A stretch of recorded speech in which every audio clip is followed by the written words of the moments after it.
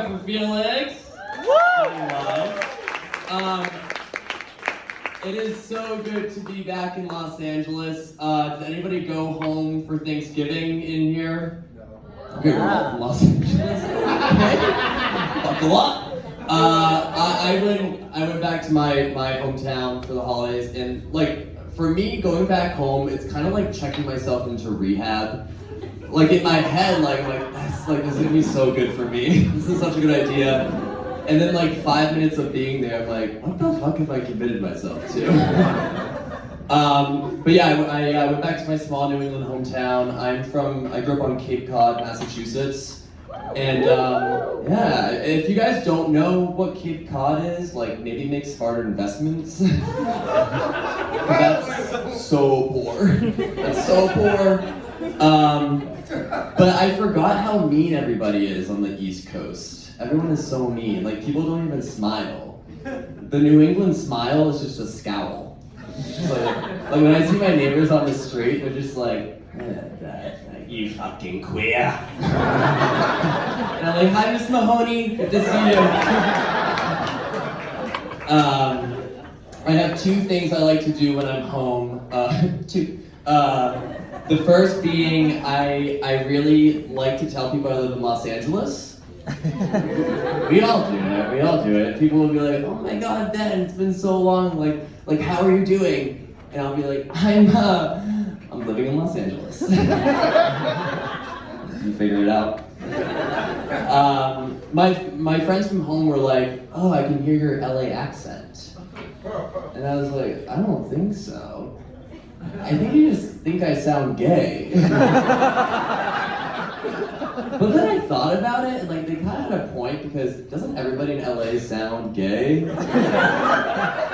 You literally can't say Santa Monica without sounding gay. Try it. Santa Monica? It's literally impossible. Okay. Two. My second favorite thing to do at home is I like to go through Tinder to see who from my high school has come out of the closet. And I have my eyes on some boys, and the clock is ticking. And Tinder in a small New England town works differently for whatever reason. It usually goes like this. It's usually like, and then Tinder's like, you're out of matches, you gotta go elsewhere, you fucking queer. It's so mean. Speaking of mean people, I got into a huge fight with my mom over break, classic. And as I was leaving, she gave me a hug goodbye, and she was like, I hope we can just like put our tiff behind us. I was like, tiff? Like calling that explosive fight a tiff is like calling your non-existent sex life with your husband, my father, a dry spell.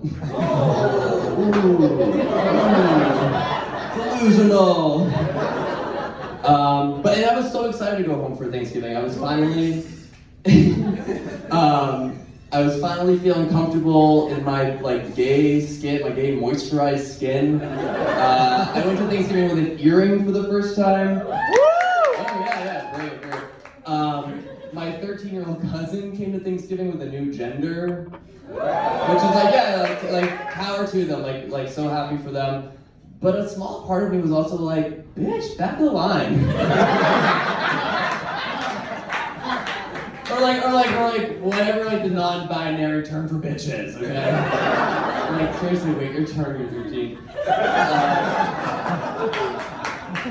Look, I went through it. I was closeted in high school, okay? I was very self-conscious, I was fearful. My biggest fear was getting caught with an erection while taking a shower in the boys' locker room. Which in hindsight is just crazy, because I didn't play any sports in high school.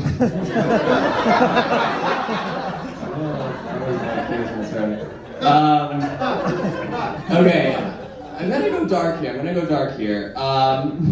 This past week, as you probably all know, our country failed to protect us once again, lack of gun reform, and there was a kid tragically shot his classmates in Michigan. And I just can't help think that like what our country needs is more teenage girl active school shooters. No, hear me out. Trust me, I'm going somewhere with this. Like, where is our first, 16-year-old girl boss? Lighting up a school. No, trust me, I'm going somewhere with this. Because what I'm saying is that we really need to hit Republicans in their soft spot, right? And what is Republicans' soft spot? Say it with me. 16-year-old Taking rights away from women. Put that in your noggin. Thanks so much. I'm Ben Falacci. Give it up for the